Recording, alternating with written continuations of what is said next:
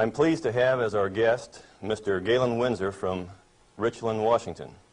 I first heard of Galen from a tape that somebody gave to me some months ago, and I found his story to be absolutely fascinating. His story is unique, to say the least. Galen has been in 77 different cities in the last 2 years lecturing on the subject of nuclear energy. The majority of his life, the last 35 years, he spent processing plutonium from nuclear reactor sites. He has worked in the Manhattan Project facilities in Hanford, Washington, Oak Ridge National Laboratories and Nuclear Plant in Oak Ridge, Tennessee, General Electric's Midwest Fuel Recovery Plant in Morris, Illinois, General Electric's Fuel Fabrication Facility in San Jose, California, and Wilmington, North Carolina. And he's worked in every major reactor decommissioning project around this nation up to this present time. His major work in these projects has been the analytical process inventory control, which means that he was responsible for measuring and controlling the nuclear fuel inventory for these projects. Galen Winsor has few peers in the world in this area of expertise. And those few peers admittedly know and agree with the things that you'll be hearing on this tape. However, except for 2 or 3 of these experts, they've all chosen to remain silent for reasons which they only know, leaving this man then the burden of leading this lonely battle of exposing what we call the nuclear scare scam. He's without question one of the world's foremost authorities in nuclear radiation measurement, and he's recognized by members of the Atomic Energy Commissions of all the major nations of the free world. Mr. Galen Winsor.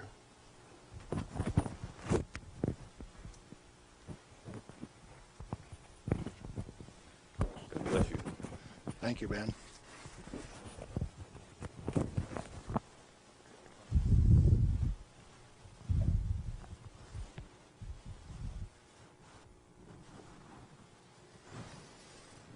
We've been considering today how best to approach this subject so that you would feel comfortable with where I am. And we thought it might be appropriate to start with how I got involved in this game.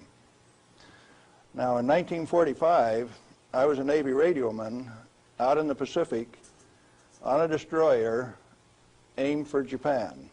We had a one-way ticket. That's all you get, just one way. So, as we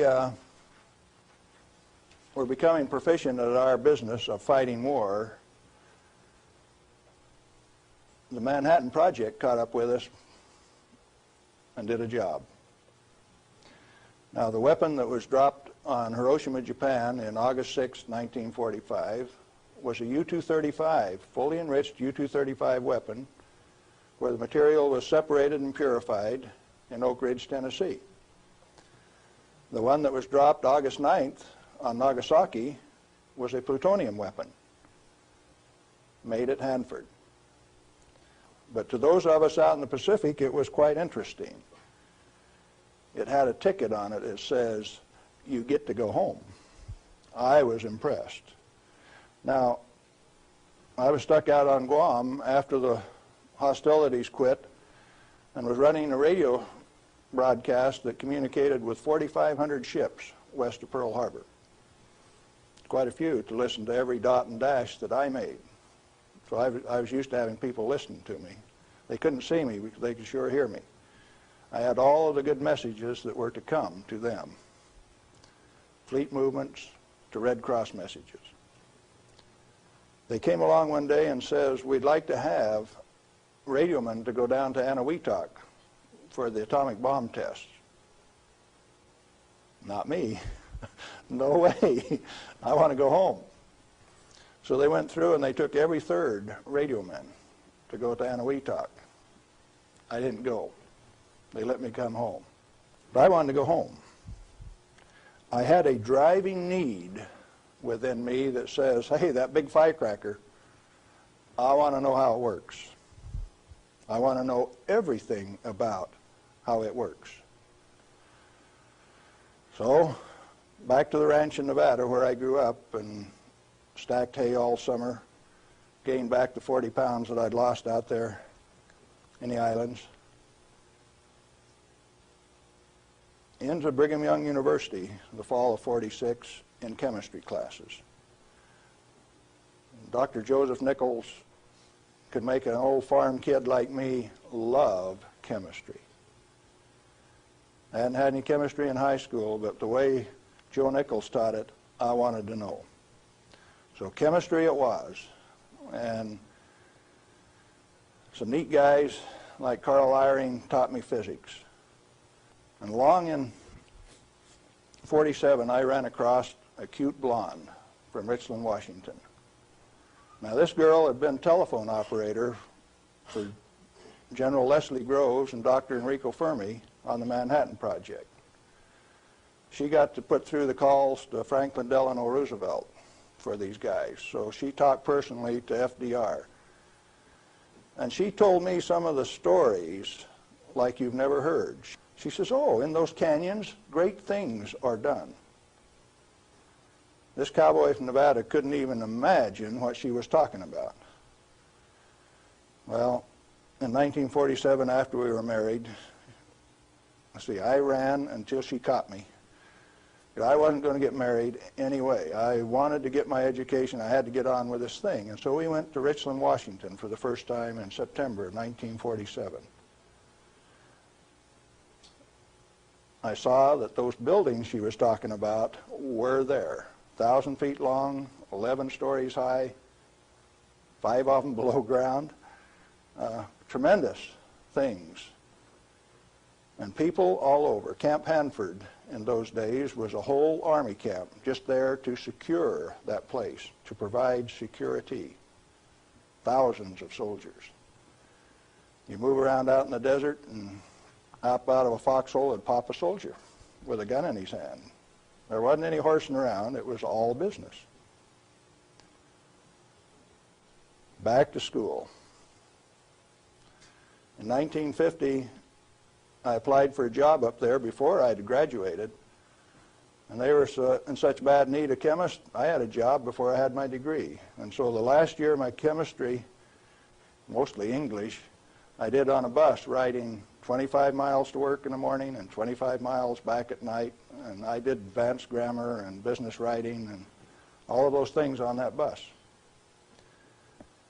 But in September 1950, I got into this thing called plutonium processing when we did it barehanded, without instruments, without coveralls. We had some of the most peculiar acid burns in some of the shirts.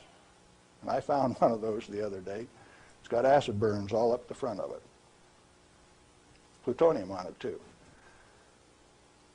Amazing. That was normal operation in those days. We ran those facilities, and we ran them so well that by 1965, we had separated enough plutonium when it only existed in the parent uranium matrix to a half of a single weight percent, 0.005 weight fraction of plutonium maximum in that fuel. And we processed enough tons of uranium to recover enough plutonium by 1965 to meet the weapons needs of this country 10 times over for the foreseeable future. Now we're talking about a massive amount of work. Hands-on, do it type thing. And there was a couple thousand of us, and we were just happy as could be, just working like mad, making those plants run 24 hours a day, 7 days a week, in a community that ran on shift work, ABCD shift. The whole community that way. A wartime community, people dedicated to doing a job, and we were doing it, and we did it well. No pretense. Oh, yes, there were. Out in the reactor began to sneak in people who wanted a radiation monitor behind every reactor operator. Why? We know how to make these things run. When we got a metal fuel element stuck and it fell down on the trampoline back of the reactor, we'd go in with our feet and kick it off into the pool, smoking, burning. If you didn't have an instrument, you didn't know it was too hot, so you just went in and kicked it. Finally, along came a rule maker that says, thou shalt not do that. You'll get burned. Oh, I didn't get burned when I did it last week.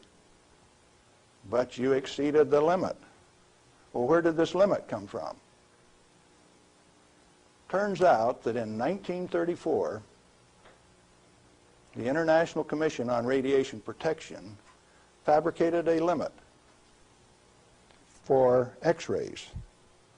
It was no longer permissible to be burned by them, erythema, reddening of the skin. You now had to keep a limit called 0.2 of an R per day. How much is that? Well, you've got to have one of these Beckman instruments to read it, and you have to keep time of exposure. You know, there are 4 requirements on this thing: the size of the source, therefore the strength of the source, the distance from the source, the time of exposure, and the intervening shielding to keep from getting burned. Oh, fine. We've been doing this thing for years now, and we've never been burned. Why have we got these rules? And they says, yours is not to ask questions, yours is to do and die. Don't you ask questions. If you do, you might disappear. Those who broke the rules didn't appear the next day. Military rule? Oh, yes. Absolute. What was your appeal? And people you were working with one day, when they weren't there the next day, you didn't go inquire why. You were just grateful you still had your work to do, and you kept right on doing it. Now, this is in the United States of America. Well, in 1960, we found out that the materials that we were working with, the thing that we called high-level waste, that if you waited 3 years, these million-gallon tanks that high-level waste went into boiled off 15,000 gallons of water a day. Fairly hot? Oh, yes. This material, that if it ever broke a line, would seal itself off in the ground within a foot, make its own glass. It wasn't going to go anyplace. We did that a time or two, accidentally, of course. And so we started packaging this cesium-137 in casks and railroad cars like that and shipping it to Oak Ridge, Tennessee. And they'd take it out and make it into a barium titanate and press it into a pellet, and those things were so hot that they actually glowed in the dark from the infrared heat. Now, thermo-ionic conversions came along at this time, so you hooked these little heat sources up to thermionic converters and you took electricity out this side. No moving parts. These things went into the SNAP program. And these early SNAP power generators are what power the underwater transmitters for our nuclear navy. We've got a regular road map under the sea. All you got to do is have an instrument that knows how to find it, and then you've got eyes on a submarine. You didn't know that, did you? The power from it came from this material that they now call waste. We processed that stuff and packaged it outside at Hanford. Well, we had rules that said 3R per year is your allowable exposure, that amount of gamma energy that will expose a film pack. But that was for the people that didn't know. We weren't about to follow those rules. We just went ahead and did the job. They send around an investigation slip that says your dosimeter was overexposed 2 weeks ago. What did you do? And they had a cute little form on it that says accidentally exposed to light, and that was the one I always used to check. Because it's the same amount of light. You know, if you get gamma through the film pack, It's the same amount of light as you get when you click the lens on a camera. They wanted to limit us to that. And one day we looked up, and they had. They had limited us to that amount of exposure. Then the fun part of the game begins. You say, who limited us to that? Are they powerful? Yeah, they control the purse strings. They live by the golden rule. Them that's got the gold makes the rules. If you like your work, you keep the rules. If you don't keep the rules, you disappear. Sure enough, some of us disappeared. Some of my friends gone. Where'd they go? I don't know. Well, 2 years ago, I started traveling for American Opinion Speakers Bureau, and one of the documents that they had was Major Jordan's diary. A story of shipping the technology and the materiel that was developed at Hanford in 1944 directly to Russia on U.S. Air Force planes out through Great Falls, Montana, Fairbanks, Alaska, under the auspices of one Harry Hopkins, and with the at least tacit approval of Franklin Delano Roosevelt. Now what are you going to do?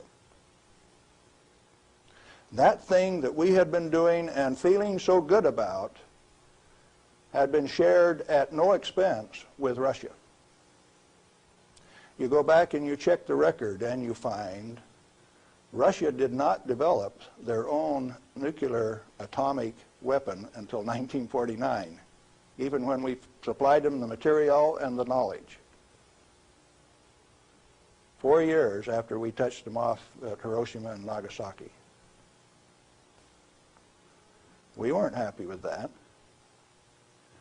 We were just happy doing our job. Well, in 1965, General Electric was ready to leave Hanford. I'd worked for General Electric for that 15 years, and they took me out to California, San Jose, and we had in mind to design and build this nuclear fuel reprocessing plant at Morris, Illinois. They told me they were going to build it at San Luis Obispo. That's how they got me away from Hanford. But that was just to get me away from Hanford. I got to design the sampling analytical system for this plant. The sample cell was the hydraulic heart of this place. I got to dictate where they put the columns, how high the columns were in relation to my sample cell. One man standing in front of a lead glass window could sample any liquid stream in that whole plant. It took crews of men at Hanford to do the same thing.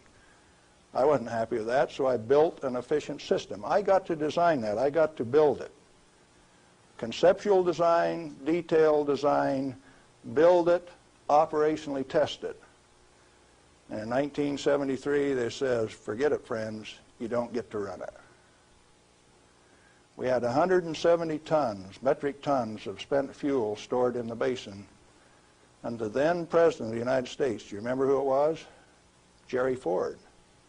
Says, friends, no way, you don't get to run it.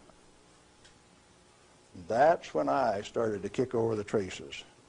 Up to that point of time, I thoroughly enjoyed my work. I had no limitations, practical limitations. I had all the money to spend. I was in charge of the design effort. I built it the way that I wanted to because it was technically correct. All I had to do was check with engineers and make sure that it was right. And all of a sudden I was told, you must reduce your limits of exposure by a factor of 10. I says, I won't do it. First thing you know, you got the word that says, oh, yes, you will. I says, no way. Well, that's when the rebel, Galen Winsor, started to show up. And when I found out that by management conference I couldn't get to these guys, I figured out another way. Now, in this plant is a beautiful pool. It's got a place to store spent fuel bundles till it won't stop. 660,000 gallons of water, demineralized, just as clear and pretty as it can be. heated to 100 degrees Fahrenheit when the outside temperatures are minus 20, wind chill factors down to a minus 60, and I found out that I could swim in that rascal. You turn off the lights at night and it had a light blue Cherenkov effect. And this kid from Nevada that never could pass up a warm swimming hole used to go swimming in that pool. There wasn't anybody that had the nerve to swim with me, but since I was manager of safety and analytical service at this plant, it was mine to use. Oh boy. I found out that I could do that. I showed some financial types one time that I could stir that pool with my bare hand and check out through the same radiation monitors they did without triggering it. GE didn't like it. I got a letter from him that says, "Thou shalt not tell financial types that you can swim in the pool, that you can stir it with your hand, because if they find that out, they will steal the inventory. They will know that the inventory can be stolen." Oh, is that a valuable inventory? The same material that's labeled high-level waste by our current government, our current Congress. Now, plutonium is an interesting chemical element. It is created in a nuclear reactor. The Manhattan Project built 8 of these reactors at Hanford. The first one took 12 months from sagebrush to nuclear steam to build, and it had never been done in that size before. How could they do that? Why did they do it? To create this element called plutonium. Plutonium has been assessed as being the most hazardous material on Earth. Now, from the standpoint that you can make an atomic weapon out of it, yes, it is quite hazardous, because a piece of it that big, 2.5 kilograms, that's only 5 pounds, is the force that delivered 20,000 tons of TNT equivalent over Nagasaki. Indeed, it is hazardous. The one over Hiroshima that had fully enriched U-235 in it was 5 times as big. So plutonium is more dangerous than U-235, is it not? By a factor of 5. It takes 5 times as much U-235 as it does plutonium. Therefore, it is the most hazardous thing. Enter the great pretenders. They said that 5 grams of plutonium, properly distributed over the face of the Earth, would kill everybody on Earth. Now, if you can only get one 20-kiloton weapon to go on 2,500 grams, how's 5 grams going to kill everybody on Earth? Early on, I had a fear that said, if there is this much fissile material, that can undergo a chain reaction, we called it in the beginning, then if you set a match to it, all the fissile material in the world is just going to keep right on going. Totally unfounded fear. It turns out that when you're in this business of recovering plutonium, like we recovered so much of it at Hanford, we found out that if you have it in a solution where it's less than 5% plutonium, it won't go critical any way that you kick it. And when you get it to 100% plutonium, you better be careful. Because if you put it in more than a 5-inch diameter cylinder, you're playing with fire. You can undergo what is known as an uncontrolled criticality, accidental criticality. The air turns blue. If the cylinder is sealed, it will explode from steam pressure. And that steam pressure builds up in a millisecond, which is about that long. No, you don't horse with it. And then you find out that those 8-foot thick shielding walls on those canyons were put there because they didn't know how much was a critical mass.